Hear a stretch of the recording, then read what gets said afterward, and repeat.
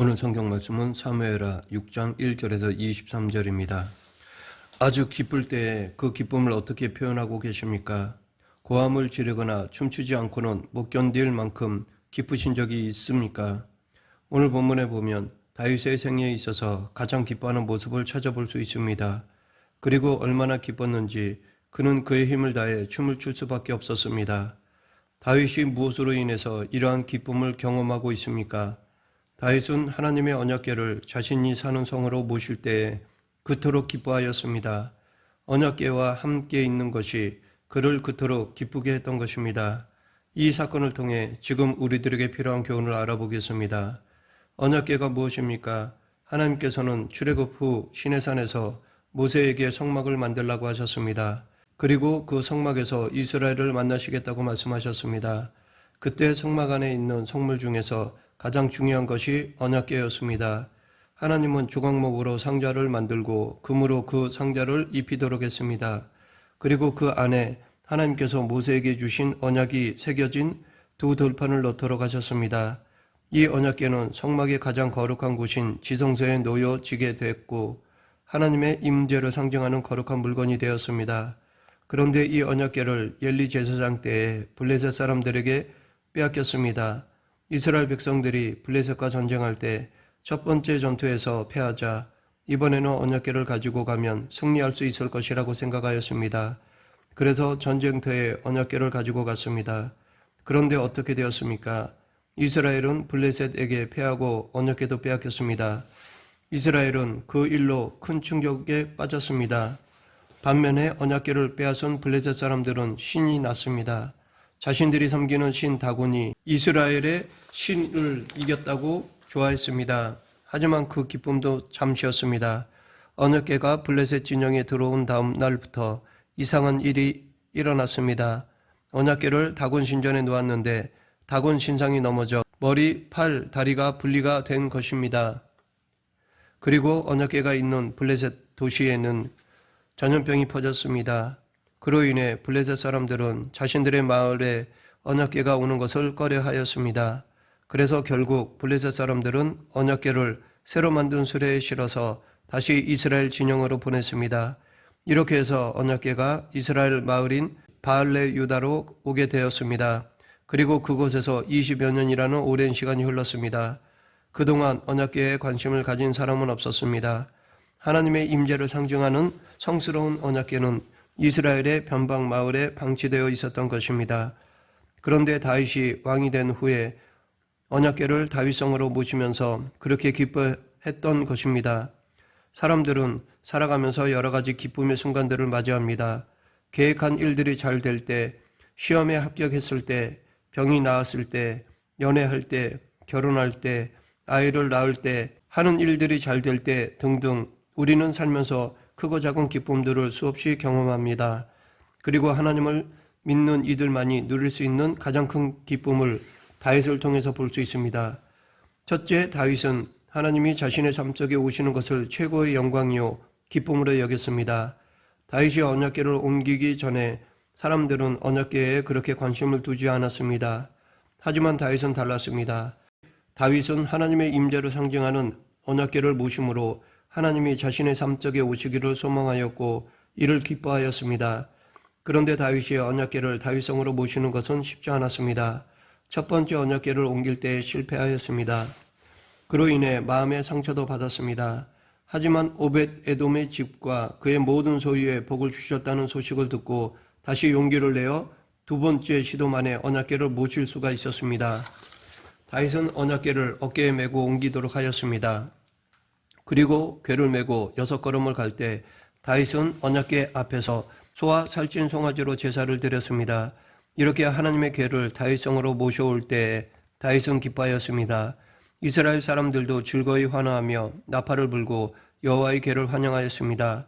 다윗은 너무나 기쁜 나머지 여호와 앞에서 춤을 추었습니다. 그런데 그의 춤에는 특징이 있었습니다. 그것은 그가 힘을 다해 춤을 추었다는 것입니다. 자신의 옷이 흘러내리는데도 이를 인지하지 못할 정도로 기쁨으로 춤을 추었습니다. 이처럼 다윗에게는 하나님을 모신다는 것이 그토록 힘써 반겨야 할 기쁜 일이었던 것입니다. 정현종이라는 시인의 방문객이라는 시가 있습니다.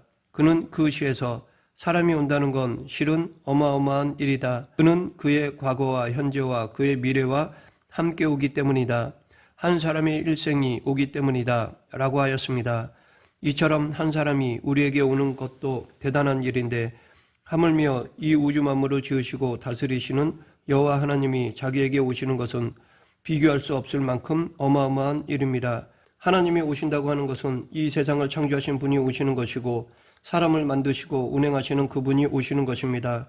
노예였던 히브리 민족을 강력한 애굽 바로의 손에서 구원하셔서 당신의 백성으로 만드신 그분이 오시는 것입니다. 다윗의 과거와 현재와 미래를 주관하시는 분이 오시는 것입니다. 다윗은 지금까지의 숱한 삶의 자리에서 함께 하시며 도우셨던 하나님, 앞으로도 자신과 함께 하시며 영원한 생명으로 인도해 주실 것을 생각하니 하나님을 모시는 것을 기뻐하지 않을 수가 없었던 것입니다. 그리고 그 기쁨이 힘이 되어서 하나님 앞에서 힘써 춤을 춘 것입니다. 그리고 이것이 하나님이 기뻐 받으시는 예배가 되었던 것입니다. 우리 삶에서 가장 큰 일은 이 하나님이 우리의 삶 속으로 들어오시는 것입니다. 그분이 우리 가운데 들어오실 때 하나님의 창조와 구원과 생명의 역사가 우리 안에 들어오게 되는 것입니다. 그러하기에 하나님의 임재를 깨달을 때 진정 기쁨으로 춤을 추며 하나님을 예배할 수 있는 것입니다. 우리도 다윗처럼 하나님의 임재를 기뻐하고 그것이 예배가 되고 힘이 되는 삶을 살아가야 할 것입니다. 둘째, 다윗은 하나님이 자신의 왕 되심을 기뻐하였습니다. 하나님의 임재는 복된 일입니다. 동시에 하나님의 오심은 두려운 일입니다.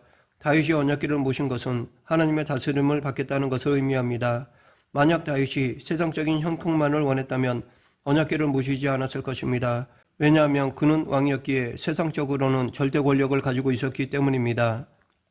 자기 위에 아무도 없고 모두 자기 밑에 있는 사람들 뿐이기에 세상적으로 형통한 상태였습니다. 그러나 다윗은 오히려 자기의 세상적인 절대 권력을 내려놓고 자기 위에 하나님을 모신 것입니다. 다윗이 하나님의 언약궤를 모시고자 시도한 것은 두 번째입니다. 첫 번째는 실패했습니다. 언약궤가 오베데돔의 집에 있기 전에 아비나답의 집에 있었습니다. 다윗은 아비나답의 집에 있는 언약궤를 모시고 오려고 모든 준비를 다했습니다. 사람들을 모아서 악기와 제금으로 여호와 앞에서 연주하였습니다. 그리고 새로 만든 좋은 수레에 하나님의 궤를 실었고 튼튼한 소가 그 수레를 끌도록 하였습니다. 다윗은 설레는 마음으로 언약궤를 모시고자 최선을 다하였습니다. 그런데 언약궤가 나곤의 타작마당에 이르렀을 때 수레를 끌던 소들이 뛰었습니다.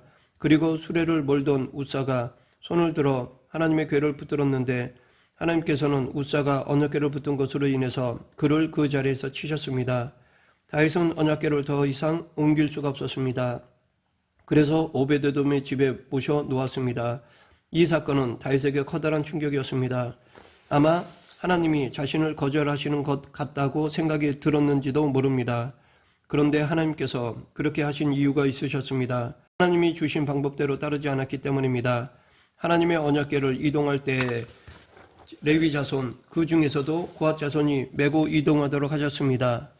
그런데 다윗은 하나님의 말씀을 어기고 블레셋 사람들이 했던 방식으로 수레에 실어서 옮기려고 했던 것입니다. 사실 다윗이 언약궤를 모시고자 하는 것은 단순히 언약궤를 모시면 오벳 에돔과 같이 복받기를 기대해서가 아닙니다. 다윗은 하나님의 복보다도 하나님의 통치에 관심이 있었습니다. 그리고 하나님의 말씀의 통치를 받기를 원했습니다. 그러나 아무리 좋은 의도에서 시작했다 하더라도 그것을 이루는 방법에 있어서 하나님의 뜻에 합당치 않으면 그것도 하나님 앞에서 죄가 됩니다. 물론 처음에는 방법이 잘못되어 실패하였지만 두 번째는 하나님의 뜻에 순종함으로 법궤를 옮겨오는 데 성공하였습니다. 다윗이 그렇게 옮겨오고자 했던 언약궤 안에는 하나님의 말씀이 적힌 돌판이 들어있습니다. 그러므로 하나님의 언약궤를 모신다는 것은 하나님을 자신의 왕, 이스라엘의 통치자로 모시고 그 말씀으로 다스림을 받겠다는 결단입니다. 반면에 사울은 이렇지 않았습니다. 역대상 13장 3절에서 다윗은 언약궤를 옮기기 전에 우리가 우리 하나님의 궤를 우리에게로 옮겨오자 사울 때에는 우리가 궤 앞에서 묻지 아니하였느니라 라고 하였습니다. 사울 왕은 하나님의 말씀을 묻고 구하는 삶을 살지 않았습니다. 하나님의 통치를 거부했습니다. 이렇게 사울은 자신의 뜻대로 하다가 결국 하나님께 버림을 받았습니다. 우리가 하나님을 모신다는 것은 단순히 복받는 것 이상의 의미를 가지고 있습니다. 하나님을 왕으로 모시고 그분의 통치를 받겠다는 결단인 것입니다. 하나님은 우리의 복과 구원의 하나님이십니다. 하지만 동시에 우리가 하나님의 통치를 받지 않으면 복이 저주가 되고 구원이 멸망이 되는 것입니다. 하나님은 당신의 말씀에 불순종하며 불의한 일을 하는 자를 심판하시는 분이십니다. 그러하기에 우리가 하나님을 우리의 삶 속에 모실 때 우리는 하나님의 의로운 통치를 각오해야 하는 것입니다. 하나님의 말씀대로 지켜나가야 하는 것입니다. 그런데 다윗이 누린 기쁨을 모든 사람이 함께 누렸던 것은 아닙니다. 다윗은 언약궤를 모시고 온 것에 대해서 너무 기뻐하였습니다. 다윗은 기쁜 마음으로 하나님께 제사를 드리고 백성들에게 음식을 나누어 주고 그들을 각자의 집으로 돌려보냈습니다. 하나님을 모신 기쁨은 하나님께 대한 예배가 되었고 다른 사람들에 대한 축복이 되었습니다. 그리고 이제 다윗은 자신의 가족을 축복하기 위해 집에 돌아왔습니다. 그런데 기쁨에 찬 다윗을 본 미갈은 이스라엘의 왕이 오늘 어떻게 영화로우신지 방탕한 자가 염치 없이 자기의 몸을 드러내는 것처럼 오늘 그의 신복의 계집종의 눈앞에서 몸을 드러내셨도다 라고 조롱하였습니다. 미갈은 다윗이 하나님의 언약궤 앞에서 힘써 춤을 추는 모습을 창밖으로 보고 있었습니다. 그리고 그 모습을 보면서 왕으로서 채통 없이 계집종들 앞에서 경망스럽게 행동했다고 다윗을 업신여겼습니다. 미갈은 언약궤를 모시는 현장에 있었지만 그녀는 그 기쁨을 누릴 수가 없었습니다. 왜냐하면 그녀는 자신의 아버지 사울 왕과 같이 하나님을 왕으로 모시기보다는 자신이 왕이 되는 삶을 살고 있었기 때문입니다. 그러했기에 하나님이 아닌 사람의 눈만을 의식하며 사람들 앞에서 높아지기를 원했던 것입니다. 그런 미갈에게 다윗은 이는 여호와 앞에서 한 것이니라. 그가 내 아버지와 그의 온 집을 버리시고 나를 택하사 나를 여호와의 백성 이스라엘의 주권자로 삼으셨으니 내가 여호와 앞에서 뛰놀리라. 내가 이보다 더 낮아져서 스스로 천하게 보일지라도 내가 말한 바 계집종에게는 내가 높임을 받으리라 라고 하였습니다. 다윗은 하나님을 기뻐하며 춤을 출 때에 자신의 백성이 자신을 어떻게 생각할지, 자신의 아내 미갈이 뭐라고 할지에 대해서 신경 쓰지 않았습니다. 오로지 하나님께만 집중했습니다. 다윗은 하나님을 높이고 하나님이 기뻐하시는 일이라면 사람들이 보기에 더 업신여김을 당한다 할지라도 하나님을 예배하는 일을 멈추지 않겠다는 것이었습니다. 이러한 다윗의 태도는 우리가 하나님께 예배를 드릴 때 가져야 할 태도라고 생각합니다. 우리의 예배는 하나님 앞에서 하는 일입니다. 그리고 우리의 예배는 다른 이들이 하나님을 기뻐하는 것을 업신여기며 방해하는 것이 아니라 격려하며 그 기쁨을 함께 나누는 관계 속에서 이루어져야 합니다. 하나님께서는 당신 앞에서 왕의 채통을 버리고 힘껏 춤을 춘 다윗을 기뻐하셨습니다. 하지만 다윗 왕의 행동을 책망하며 하나님을 기뻐한 일을 업신여긴 미갈을 기뻐하지 않으셨습니다. 그래서 하나님은 미갈을 평생 아이를 낳지 못하도록 하셨습니다. 그 당시 아이를 낳지 못하는 여인은 누구보다도 업신여김을 당했는데 다윗을 업신여겼던 미갈은 높아진 것이 아니라 오히려 낮아지고 업신여김을 받았던 것입니다. 말씀을 맺겠습니다. 다윗이 하나님의 언약궤를 모시며 기뻐하는 모습을 하나님도 보았고 미갈도 보았습니다. 하나님은 당신의 임재와 왕되심을 기뻐하는 다윗, 하나님 앞에서 온 힘을 다해 춤을 추는 다윗을 기쁘게 받으셨습니다. 그리고 그를 더욱 존귀한 자로 높이셨습니다. 반면에 미갈은 하나님으로 인해 기뻐하는 다윗을 천하게 보았습니다. 하나님은 당신의 임재를 기뻐하는 다윗을 업신여긴 미갈을 오히려 낮추셨습니다. 오늘날에도 미갈과 같이 하나님으로 인해 기뻐하는 삶을 업신여기고 방해하는 사람들이 많이 있습니다. 그럼에도 우리의 삶은 하나님 앞에서 춤추는 삶이 되어야 합니다.